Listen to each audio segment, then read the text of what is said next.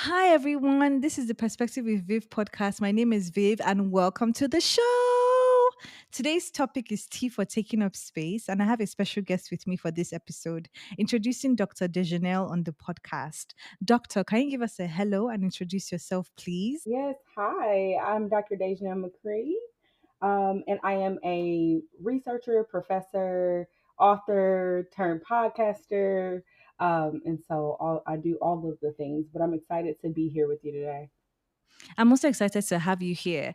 I'm wondering, where can everyone find your work? Like your Instagram, your social media, even your maybe papers and everything that people might be interested in reading. Yes. So you can Google me and find most of that. But as Ooh. for my book, because I don't know if I put author in my title, I can't remember. Anyway, No, you so as for the didn't. book, Black Girls Can Talk on all platforms. Black Okay. Girls underscore can talk Instagram, Threads. Um, I can't think of all the other platforms right now, but all of them you can Google me and find me there. But I will be having a personalized website soon to have all of Okay. my articles that I've written and all of those things in one place. So it'll be just I already have the URL. It's just DaJaneilMcCree.com.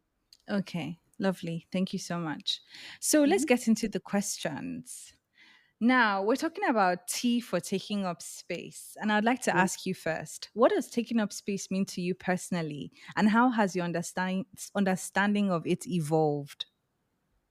Yeah, I think for me, I originally thought taking up space was just being present, but it's much more than that. It's making your presence known, in my opinion. Mm, okay. So over time, I have realized that I needed to do more than just show up. Okay. And when you say you realize you need to do more than just show up, what was that realization? Like, can you share a moment in your life when you first realized you weren't taking up enough space and how that shifted for you? Oh, for sure. There are quite a few of them, but excuse me, I would just say in this world of academia, Okay. I was shrinking myself originally because Mm, few different things. I maybe felt that I weren't good enough. mm-hmm. I maybe felt like, oh, there are people here doing amazing and outstanding things, and I'm just this new person and I don't have all of this experience. But I had to realize, like, I'm here because I am extraordinary as well. Like, you don't make Yeah, it definitely. where I've made it without being great, right? And God has made Yes. my name great. So I had to just live in that truth of realizing, like, imposter syndrome does not exist here. And Mm, it can't exist here because God called me here before I ever knew my own name. You know what I mean? In alignment with that, in writing my book, I discovered what my name means. And my ooh, name means so Deja means already, and okay. Neil or Neil, how it's spelled, means destined. So Oh, okay. there's no mistake of what my name is or means. I used to be like, well, why would they put those two? Like, why would they make that? Mhm. um, God had a plan, and again, He knew what I would be doing. He knew what I was. Let's just use the word destined. What I was destined for. So Yes. understanding all of that, I don't feel any fear when I walk into a room or a space. Oh, lovely. None of that. Me, yeah. Okay. And just to say my own perspective about you, Doctor, I feel as though, like, you being you, your life journey and your academic journey is very phenomenal. You told me before that your background, you're from Detroit and you came from a place where it was difficult to get to this place now. It's a Yeah. huge leap.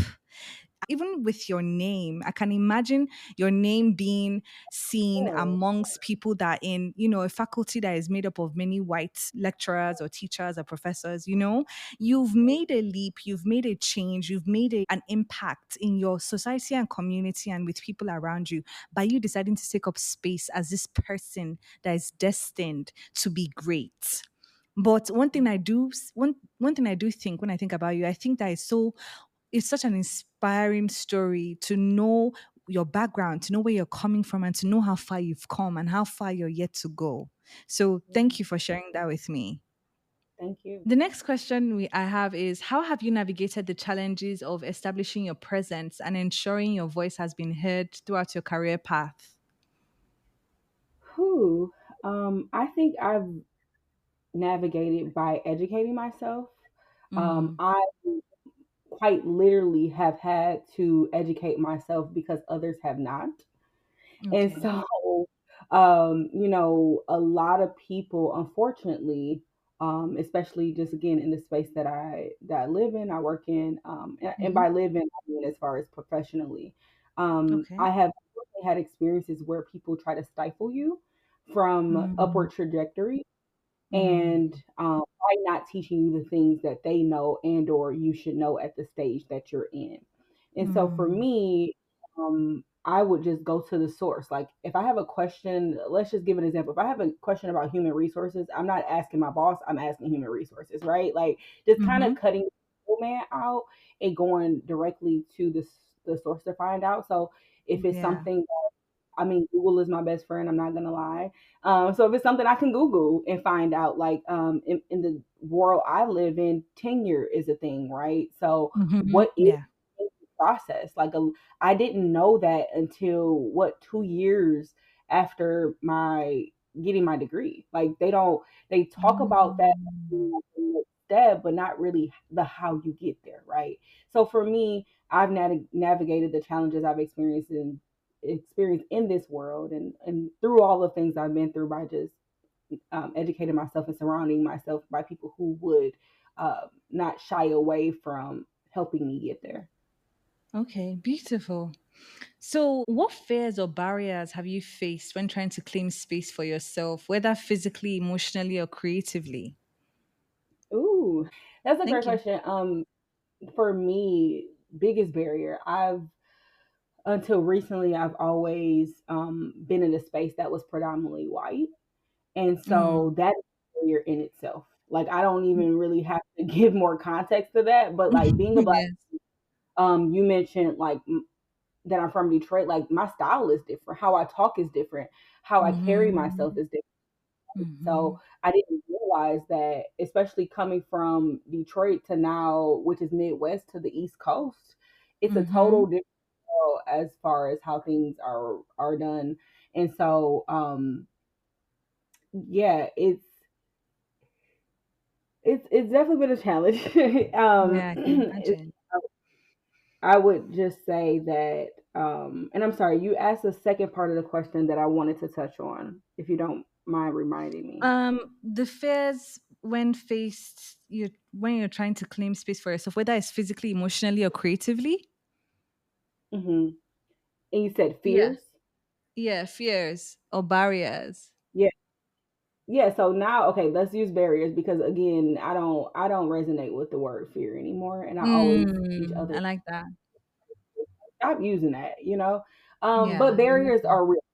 They really do exist, right? So for me, that barrier was again all the things I just mentioned, but I was getting in my own way as well. By like I said, Okay. not thinking that I was good enough, not thinking that I belong, not thinking that even my work was good enough, right? Like, and Yeah.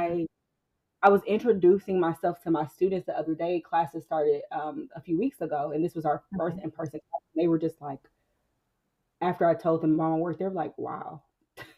Like, Hmm. wow. I'm like, you know what? I have done all of that. Like, you know what? Like, I am that girl. Like, Yeah, you are that girl. yeah, thank you. And so I think that barriers were external, but also internal for me. Because Yeah, like I yeah. said, in my own way, but I also let society get to me and make me feel less than when um I had to just block all of that out. Yes, I get that.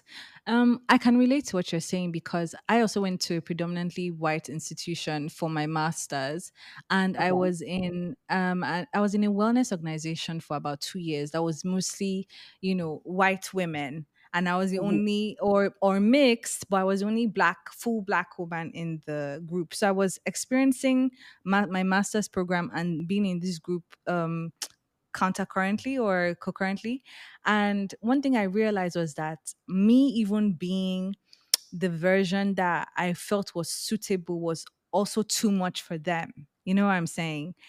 I get you. Me being in my university and asking questions, answering questions, putting myself out there, because I was like, I'm going to make the most of this experience. It fostered so much animosity amongst my classmates. And Yeah. for me, I always try and brush things off that are odd and uncomfortable in that manner, because in my mind, I'm like, I'm being myself. And what made it worse was that we weren't going to classes because there was COVID. So imagine or I would like to say being a threat or making people feel insecure virtually. Do you know what that Yeah. means? Come on.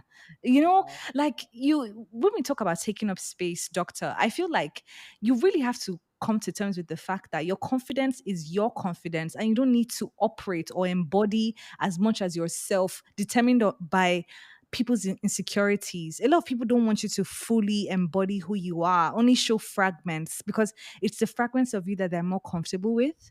So I feel like these institutions, these spaces, with being the minority, it starts to you start to see that people aren't okay when you're not in a box. People aren't Oh, okay when you're confident in your identity, especially when you're foreign. Because I'm Nigerian and I was in a mhm. British environment, so I Oh, felt, or later on, I kind of realized that people were expecting me to be quiet, to not be yeah. so out there because of this quiet social system or social that we play.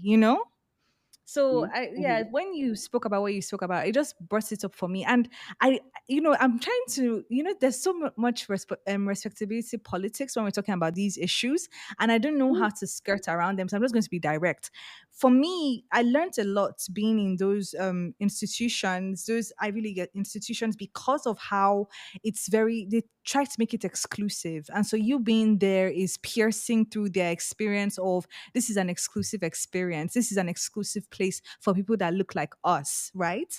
So I Yeah. learned that while I was in that institution. But while I was in that wellness group that was made up of women who were trying to trick themselves that they were all friends, I realized that I'm much more comfortable being around people that look like me, because there's this level of trust that they're not going to like stab you in the back. Yes, our people can stab us in the back. I'm not saying that, oh, we're not going to do that to each other.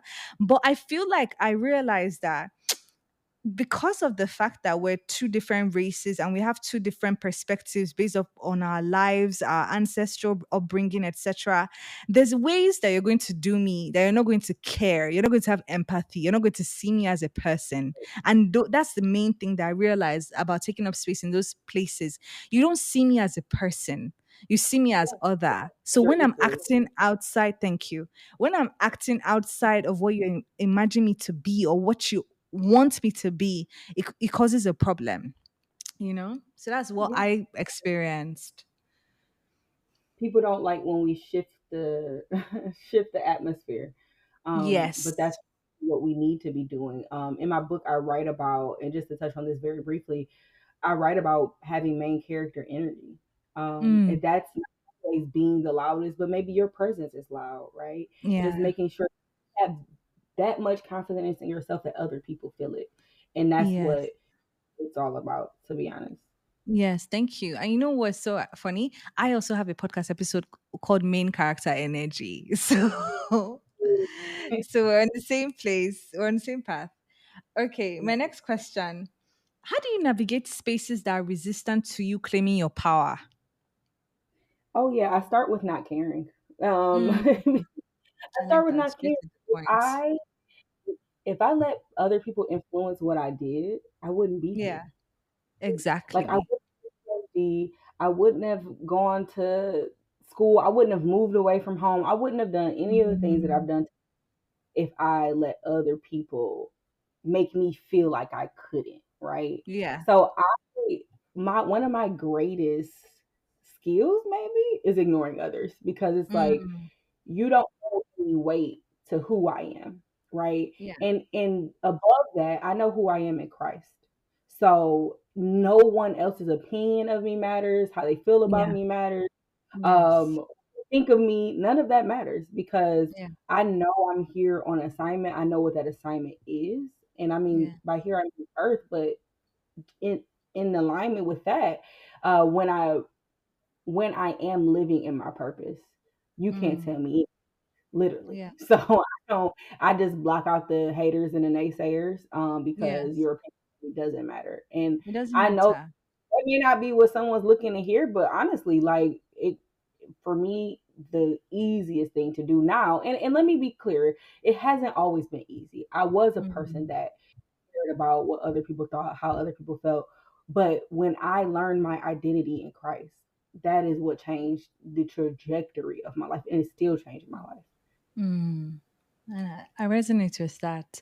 I find that in our journey of becoming closer to God and becoming one with God, we realize that the only true perspective that we should care about is God's. And Mm, it's always going to be the perception that of us that God will have is always going to be better than what humans will have, because humans have biases, they have mm, insecurities, they have complexes, they have so many things that influence how they see you that may not even be really you but a projection. So I totally get that.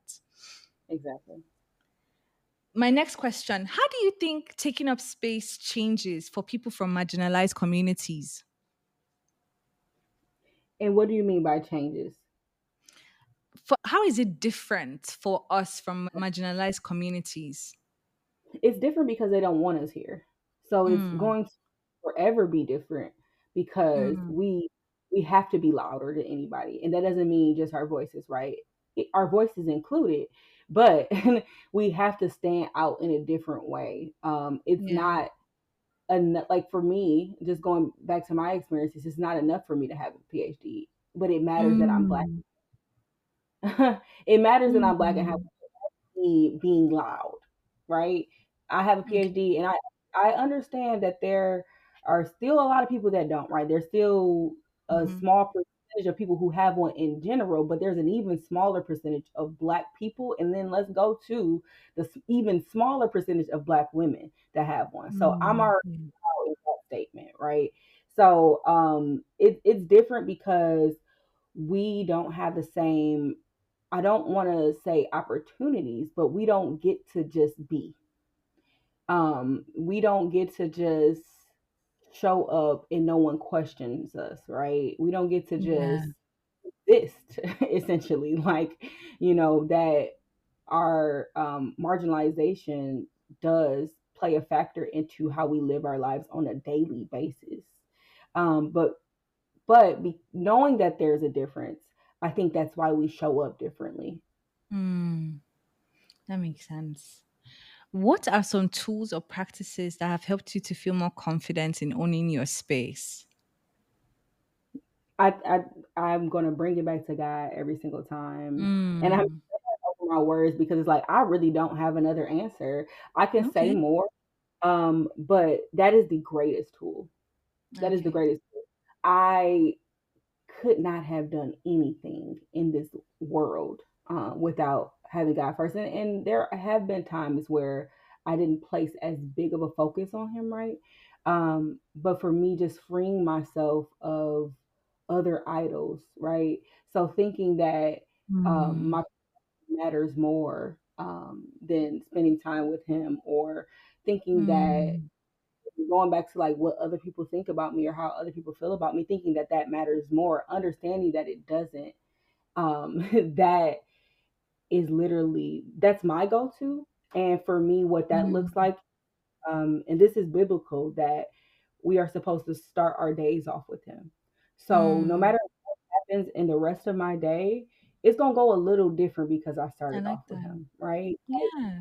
Whereas I might have been mad because somebody cut me off in traffic, I'm just like, you know what, we're good, because Yeah. it truly sets the tone. So again, starting with Him, and by that I mean literally starting the top of your day.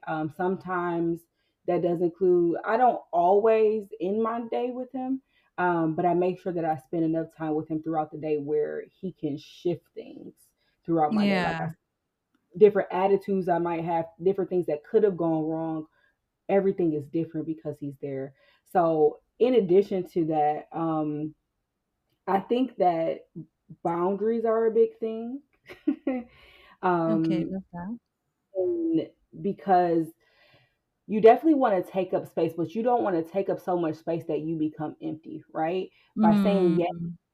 present at everything or doing everything because you think that, oh, if I take on these 10 tasks, someone is going to like me better or they're going to see me as a better employee. Like, Okay. no, they may not. They may not. They probably are just giving you the test that they don't want to do. So you're not going to get a Mm. gold star, most likely, just Mhm. because you complete things in one day.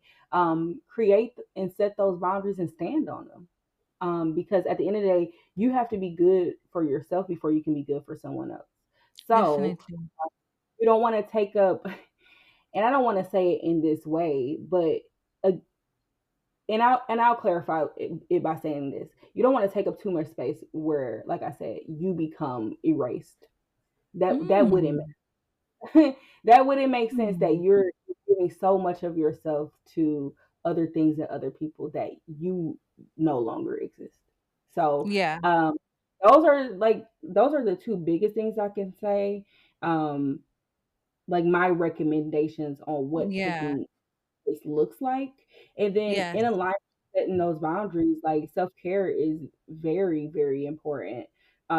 Because if for instance you're struggling with something, you may not want, like if you're struggling with insecurities, you may not want to watch something that makes you insecure, right? Or listen to a song Mhm. that makes you feel a type of way. So you Yeah. want to just make sure that you're taking that time introspectively to kind of reset, because it is taxing to be a part of a marginalized community and experience the things that we experience on a daily Mhm. basis. We Mhm. have to, Yeah. so you Yeah. can't take up space if you're not caring for yourself. You can't take up That's a space good if you're advice. boundaries. Yeah. And then also, while you're taking up that space, make sure God is with you in that space. So Mm. I I understand personally that. I think that's think, very good advice, especially because it keeps for those that are, religious or even spiritual, it's just to have a source that they can be rooted in, like in terms of their identity. I feel like when people, from what I've heard from discussions I've had, sometimes can be so unsure of yourself. But when you have that, when your confidence or strength of self comes from God, you feel unshakable and unmovable, which is ooh, why you have that confidence to feel more embodied and you are more confident to take up space in places as opposed to before where you may have seen yourself as less than. So I totally understand those things. And self care is a good one, very much so. So would you yeah, say that this is the same advice you would give? No, I'm sure you would give this advice to people from underrepresented backgrounds, but like let's say we wanted to like specify, let's say people that are a minority who aspire to take up space in fields where they know they are a minority, what's your advice for them? Like going on the academic path, the academic career, or working in let's say fields and industries that don't have many of us, and most times we're erased and we're not seen. What would you give them the same advice, or would you have something that is more tailored to that specifically? yeah. Most of the same advice, but the main point of advice is take up the space anyway. Even Mm, though minority, take up the space anyway. Don't let anyone make you feel like because you don't have whatever it is that they have that you're not worthy to be there as well. So definitely take up the space anyway. I think that a lot of the times, like I would say this as well, we are not in control of the cards we were dealt, right? So why would we mm-hmm. let that hinder from being True. successful True. in space? You know what I mean? We can't do anything about that. I was born Yeah. black. Listen, that's who I am, and it just is what it is. I could either live the rest of my life being upset about that or feeling some type of way Yeah. about that, and propel myself and others forward. So Yeah. use your disadvantages, quote unquote, as your advantage. You That's have an a good advantage one. being the only minority in your space, right? Mm, Like mhm, mhm. that other people cannot, right? They don't have the lived experience. They don't have maybe some of the education, right? Because a lot of people on the other side of the minority pool are not familiar with what we as minorities face, right? You've heard No, they're about it, not. but Yeah. tying it into that lived experience, you cannot resonate with it. You can understand, Exactly. but you can't resonate with it. So Yes. you are at an advantage because of your experiences and because of who you are. So use that in every space you occupy. Oh, I totally agree with that. And I think for me, taking up space, especially when it comes to industry work or corporate or anything, I feel as though the most important thing is to have audacity, because you find that people that have less confidence or are less secure, even possibly less, what's the right word? When somebody is available, when somebody has the right skills for a job, less qualified, people that are less qualified than you also Mhm. feel like, oh, I can take up space. You know, you see so many people like that in corporate spaces. But my point is that I think one thing is audacity. Being audacious Yeah, enough to say that you deserve to be in this room and you deserve to be seen, heard in this room without you being obnoxious. I feel it's about being able to see yourself so that other people can see you. Because I think sometimes people want to take up space, but they don't really know who they are enough to take up space authentically. Most times it just yeah, ends up becoming arrogance, you know? So yeah, yeah. that's how I feel. But So my arrogance is next, just, I'm yeah, sorry, I have to say this. This is just insecurity. So exactly. the people you think are so, and they are full of themselves, but the people that you think are so confident are truly insecure. So Yes. absolutely not let seeing someone else who you think, don't let someone disguise their arrogance as confidence, and then you Yes. That's a very good shrink one. that. Yeah. But doctor, like how would you explain, or how do you advise someone who has encountered people in these spaces that may want to sabotage them, or advise them wrongly, or maybe are even what's the right word, antagonistic, you Yeah. know? Well, some people come up to your face and make it clear that, look, I don't like that you're in this space. What would you advise people? Like, should they take the high road? Okay, yes. Most times people would say take the high road, especially because you don't want anything to be detrimental to your career. But I want to know what you would tell them. Yeah. Make them mad respectfully. Hmm. Make Okay. sure they use your power to prove them right. I mean, I'm sorry, to prove them Hmm. wrong. So if Hmm. they feel like you don't belong there, show them why you do. Right? Like Okay. if they feel like you're not qualified, exude all of your qualifications every single day. Yeah. Like make Yeah. them upset that you're occupying the same space that they're in. You don't have to say it or let them know that you're doing it. Just show up and do it, and they'll feel that. That's gonna make them even more mad than you being there. By you being Hmm. and actually being who they didn't want you to be. That's, you don't have to say anything. You just have to be. So just be yourself and show up authentically and make them mad. That's I literally, love I don't that. have more. Just No, make I them love that. mad, because there are going to be people that don't Yeah. want to do well. And that's not even just, we're not just talking about minority versus non. We're talking about among minorities. You know what I mean? There are people that look like me that don't want to see Mm-hmm. me do well. Yeah. And I'm Mm. purposely ensuring that I reach certain heights, and I'm not stifled because you feel like I can't. For me, you Mhm. tell me I can't do something just because you told me I couldn't, Oh, because God yeah. didn't tell me I couldn't. God didn't tell me I couldn't. So unless He tells me I can't, I'm going to, and I'm going to Mhm. do it well. Yeah. Amen. Okay. I love that. So can you reflect on a time when taking up space opened doors or created opportunities you never expected? Oh, for sure. The position I'm in now, Ooh. I, I wholeheartedly had imposter syndrome when I was in my postdoctoral fellowship. Absolutely. Mm. Full of that, I understood like, no, I'm great at what I do. I deserve to be here, X, Y, and Z. And so that propelled me to the position that I'm in now, which is assistant professor.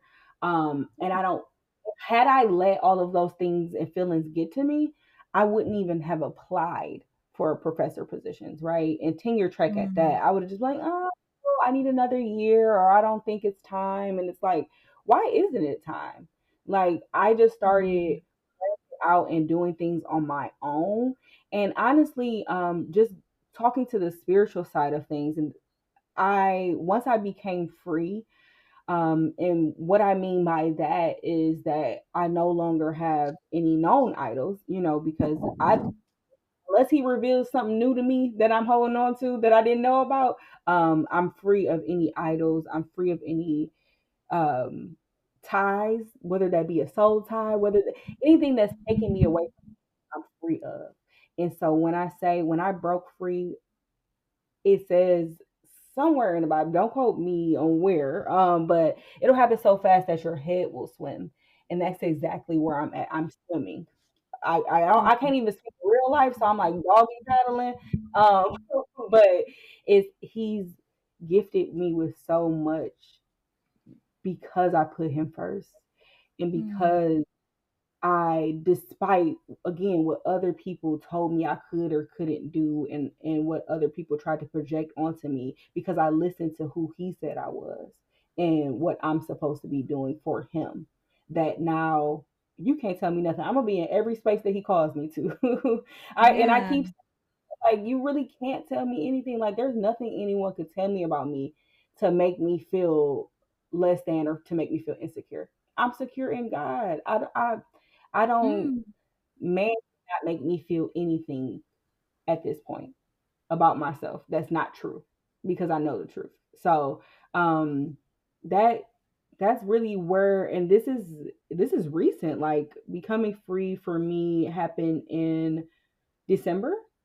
So we're Mm. talking about like a month ago, Mm. and there's so much that's happened because I gave it Mm. all to him. And so by giving it all to him, there all of the doors that I never thought could be open. And just to give a bit of a story on that, the position that I'm in now, I applied for last March. That's almost a year ago. Mm. Interviewed in May and didn't start until January. Mm. So, even other people that would hear like, "Oh, you haven't heard back. They probably are not going to pick you." Like, and I'm like, "No, I know what I heard. I know what I Mm. had. He told me that the position was mine. Okay, I he love got to that. get in me first. That's what it is. Like, and everything he took me through from May to now, I couldn't have done what I'm doing now without having gone through that. So again, giving it all to him opened every door that I thought was shut. Okay. Okay. Thank you for answering that. That was a beautiful answer. Thank So you. my next question says balancing a demanding research career and academic career and personal life can be challenging. How do you manage to take up space in both areas effectively? I don't even know how I do it. Like, and I do is and it's funny you asked that. I was going to say the answer is God, but it's funny you asked that because in taking this new position, I was like, well, how am I about to have time to conduct my research? Then also, because let's be clear, everyone who teaches doesn't do research, right? So I always say Mm. them separately. And I say researcher first because that's what I was first, and that's also my give back to society. So, how am I gonna teach? How am I gonna conduct my research and be on podcast and also host my own podcast? Like, how am I doing all these things right? And one thing that I know to be true is God gives you the capacity, right? Oh, So yeah. he doesn't call the equipped, he equips the call. And I'm Okay. sure you heard of that before, Yes, I but have. I'm literally living in that right now, because all of the things, when I opened up and introduced myself, all the things that I said that I do, I know you and other people are listening and are like, how she do what? And honestly, I was so concerned with what I thought my life was gonna look like. When whole time he was up there laughing, like, I never told you that it wasn't, like, I never told you that you were going to be too busy. He literally gave me the capacity. Mm. For what I thought, even for my teaching load, what I thought would be 3, 4 days a week, and I'm in office every day. I teach 2 classes, one in person once a week. Amen. Like, Mm. yeah, I Wow. was I was foreshadowing stuff that wasn't even the truth. Like I was just like, oh my God, I'm about to be so busy. Like I'm not gonna have time for anything else. Mm. And then I'm Yeah. on campus 3 out of 5 days, whereas I thought I would have to be there every day, if not more days, right? So it's like I get my Thursday through Sunday, and Sunday is the Sabbath, so I don't do any work on that day, amen. But I get my Thursday to Sunday to attend to all the other things he's gifted me with, right? Wow. Yeah. And so I think it's just that's how I do it, by just trusting him, and letting him cook, let him work. I'm not in control Mm. of any of this anyway. So Wow. I just let him cook and do his thing, and just standing and knowing that whatever he's called me to do, he'll give me the capacity for. That's a good one. I like that answer. So, Thank how do you. you plan to continue taking up space and making an impact in your field? Yeah. Oh, I'm getting louder. I'm getting louder. Mm. I was loud, but I'm getting louder. I'm doing more. And that is just because of the wisdom that I'm receiving in this time from the Holy Spirit, from God, from His Son. I'm so grateful for the space that I'm in to actually be able to hear His voice. And one of my gifts is discernment. So I can feel when something is off. I can feel when I'm not supposed to do Yeah. something. It's not supposed to Mm-hmm. happen. And I I thank get that. God for that, because now I know what's for me and what's not. And so, as Yeah. for all the that are for me, oh, we're doing them, and we're doing them extraordinarily. Okay. So I'm just getting louder. I'm in more spaces, taking up more space, and making people mad. I love that. There are so many things you said during this conversation that have stayed with me, making people mad respectfully, being so trustful and, into being so trusting of God's plan that you allow Yeah, yourself to be the medium through which the plan exhibits itself or comes to fruition. Allowing yourself to be guided by God, and you can tell that strong conviction you have, and I can feel the magnitude of things that you've experienced on your journey just from the way absolutely. you're talking with so much passion. So I appreciate that. Thank you. Thank you. No problem. My last question is, if you could give your younger self one piece of advice about claiming your space, what would it be? Woo! If I could talk to young DaJaneil, I would tell her a lot of things, to be honest. Um, but I would tell her, I would first explain to her what her name means, and get her to understand Mm, that despite the people who weren't there, who didn't show up for you, that God is always going to be here. And He amen. named, He loves you, and that's what matters. So I would start by telling her that. And then also tell her to push through, push through all Yeah. of you can't, push through all of the barriers, and she's done that anyway, right? But she didn't realize that God had her back the whole time. She was looking for the world to Mm. have her back. So to not count on Oh, the world. The world is made of humans, and they are disappointments. People disappoint you, and are going to yeah. continue to. So don't place focus in that, and wanting the holes that you feel to be filled by anything Mm. or anyone Outside of human. you. It can only be filled by God and His love. And so, yeah, don't focus on the outside world. Just focus within. Put your trust and Mm. your faith in God, and you're gonna be okay, girl. That's what I would tell her. You're gonna be okay, girl. You wouldn't imagine where you're going, but thank God that He's with you while you go. Oh, lovely, lovely, lovely answer to the last question. I think so many gems, so many things. I must say, how I feel right now, I feel like my heart is expanding, like my chest is expanding because you've spoken life into us. You've shared your passion about life, about your journey, about taking up space, and you've shared really strong gems. Like I said, even you talking about discernment is important because how can you be led if you cannot really navigate through life through the vibe that you get? Is this feeling off? Is this feeling right? Does this feel aligned? That's a key thing. And I feel like you talking about how you're getting louder, like you've made me feel like I'm ready to actually do more as well. I feel spoken into. I feel like you've spoken life into me, and you've inspired Yes, me. You've inspired me with your journey. Just even knowing the first time we had our conversation and I learned about you and you learned about me, I was already inspired because where I come thank from, like I'm sure you've heard that Nigerians are overachievers.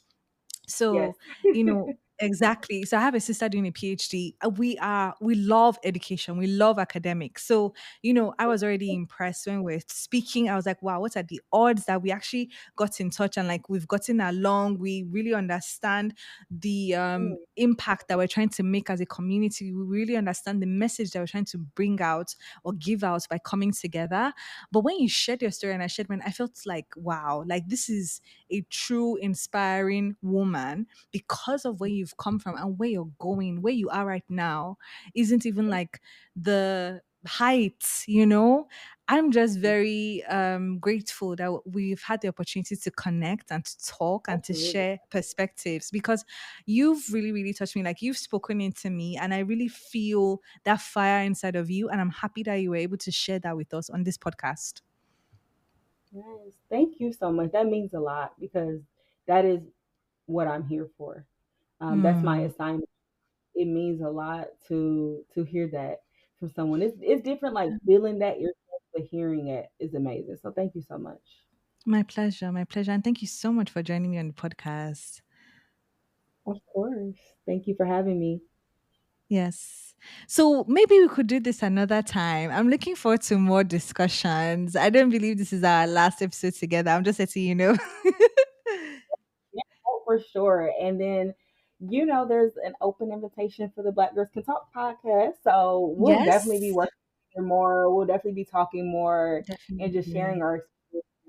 We got. So we got to stick together as far as being Definitely. Black, and just our experiences and what we deal with. Like, I'm here for it all. So definitely let me know at any point how I can support you and if No you need any problem. support. Yes, and likewise, I'm always here and I'm ready to be featured on the Black Girl Can Talk Yeah, podcast.